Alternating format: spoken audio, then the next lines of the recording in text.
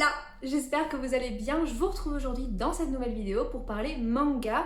Je crois qu'on a très rarement parlé manga sur ma chaîne, si ce n'est pas du tout parce que j'ai dû aborder les mangas sur mon compte Instagram. Je viens vous parler aujourd'hui de la série de mangas The Promised Neverland. J'ai lu les 6 premiers tomes et j'avais envie de vous faire un point aujourd'hui pour vous donner mon avis et peut-être vous donner envie de le lire. Alors, c'est The Promised Neverland, c'est une série de mangas qui a été publiée aux éditions Kazé, c'est un shonen. Ça a été écrit par Keiyu Shirai et Posuka Demizu. Et je trouve que c'est une histoire très intéressante. On part dans un orphelinat et dans cet orphelinat, les enfants sont très heureux, ils ont l'impression d'avoir vraiment une famille. Ils ont une façon de vivre qui peut nous paraître étrange. On est dans un temps qui paraît un petit peu après le nôtre, un petit peu dans le futur. Mais ils sont extrêmement heureux, ils vivent vraiment leur meilleure vie. Et un événement va faire qu'ils vont découvrir la sombre réalité sur le lieu dans lequel ils vivent. Et réaliser que la réalité est bien moins belle qu'elle n'y paraît. Ils vont se rendre compte en fait qu'ils vivent un cauchemar. Et pour sortir de ce cauchemar, il faut qu'ils trouvent une solution.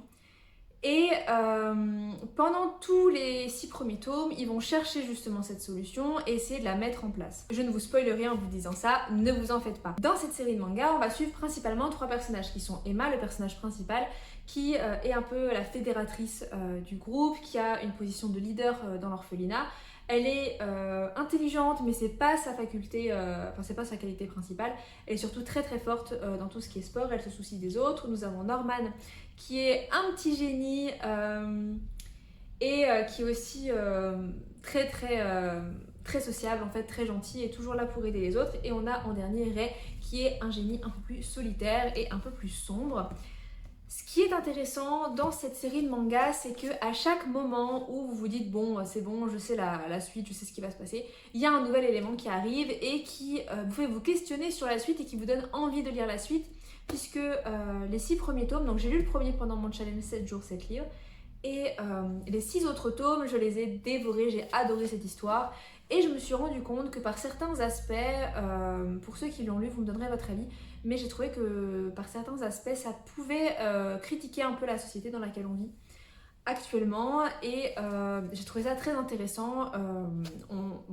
Cette partie critique de la société dans laquelle on vit, je trouve qu'elle arrive principalement vers les tomes 5 et 6. Mais en tout cas, je trouve que c'est une très bonne série. Alors les personnages et le début de l'histoire peuvent faire penser effectivement à quelque chose d'un petit peu enfantin, mais on se retrouve vite dans un univers un peu plus sombre que ce qu'on aurait espéré. Et c'est ça que je trouve bien en fait, puisqu'on part d'un orphelinat avec des enfants qui sont quand même assez jeunes, puisque les personnages principaux ont environ 12 ans et les autres personnages sont beaucoup plus jeunes, donc on parle d'enfants. Pour autant, c'est pas du tout un manga que je qualifierais d'accessible uniquement à la jeunesse, puisque on a des thématiques qui peuvent s'adapter à tous les âges. Après évidemment, si vous aimez les choses avec des adultes et des problématiques d'adultes, vous n'allez peut-être pas aimer ça. Il y a un petit peu de fantastique dans ce manga que je trouve très bien amené et vraiment c'est super chouette. En bref, cette série va de rebondissement en rebondissement et à chaque tome on a envie de savoir la suite. J'ai actuellement acheté les tomes 10 à 20 sur Vinted, j'attends de les recevoir mais il me manque du coup 7, 8, 9. Et j'avoue que j'ai hâte de les retrouver. Je les achèterai un petit peu plus tard, mais voilà, c'est une série qui est vraiment addictive, qui va vous prendre dans l'histoire, qui peut s'adapter à tous les âges. Je trouve ça vraiment extraordinaire, j'adore cette série. Du coup, je vous conseille vraiment de la lire.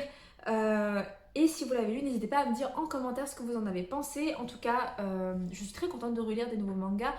En termes de manga, j'avais également commencé Isabella Bird, je vous le mets juste ici pour que vous puissiez voir un peu la couverture, qui est l'histoire d'une femme exploratrice qui explore le Japon et qui va faire une expédition en fait pour découvrir une île dans le Japon et un peuple encore méconnu.